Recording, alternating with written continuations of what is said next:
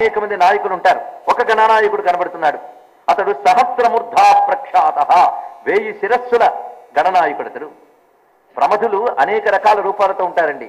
ఆ ప్రమథ గణ నాయకులు కూడా వివిధములైన ఆకారాలతో ఉంటారు. పరమేశ్వర సేవకులు, లీలా విభూతులు కలిగినటువంటి వారు. వీరి గురించి మహాభారతం మొదలైనవి చాలా వర్ణించే ప్రమథుల గురించి. వాళ్ళ ఈ జగత్తులో ఎవరినైనా శాసించగలరు, దేన్ని ఎలాగైనా మార్చగలట. వారిని తిరిగి ప్రశ్నించే శక్తి ఎవరికీ లేదు. వారి శాసనాన్ని అనుసరించవలసిందే. దేవతలను కూడా శాసించే శక్తి గణనాయకులకు ఉన్నది.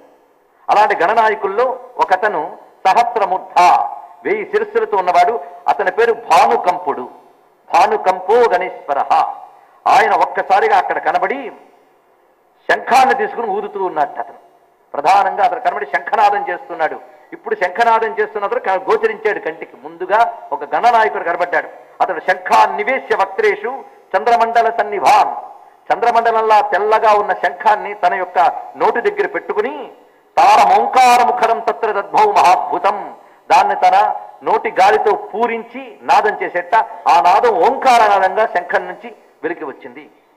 అప్పుడు ఈశ ప్రసాద లాభేన వేదే గాంధర్వ సన్నితే సుశిక్షితస్య బాణస్య మేరుశృంగ సమాకృతే.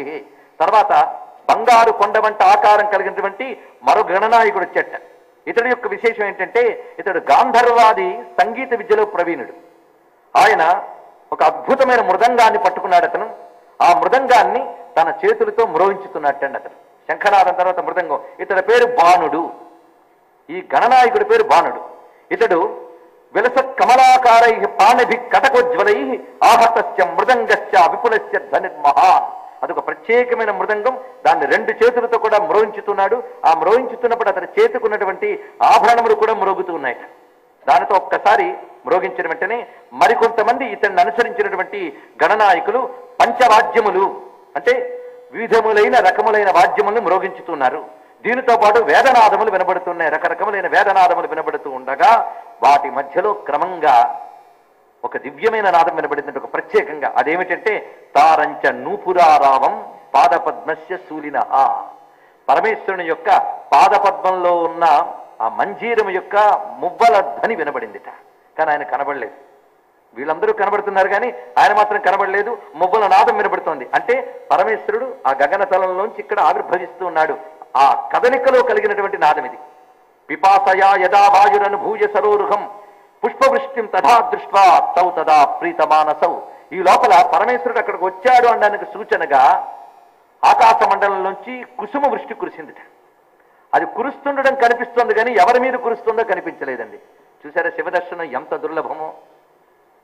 దానితో వీళ్ళు చూస్తున్నారు. ఎక్కడి నుంచి కురుస్తోందో ఆ పూలవాన కురుస్తున్న దిశ వైపు చూసి నమస్కరిస్తూ ఉన్నారట వ్యాఘ్రపాదుడు పతంజలి. నమస్కృత్య దిశే తస్యై వృష్టి పౌష్పీయతో పతత్. పౌష్పీ వృష్టి అంటే పుష్పవృష్టి యతః పతత్, ఎక్కడి నుంచి పడుతుందో అటువైపు నమస్కృత్య దిశే తస్యై, ఆ దిక్కుకు తిరిగి నమస్కరిస్తూ నీ యొక్క దివ్యమైన పాదపద్మాన్ని చూపించవయ్యా అని అంటున్నారు. ఈ నాదములు వింటూ ఉంటేనే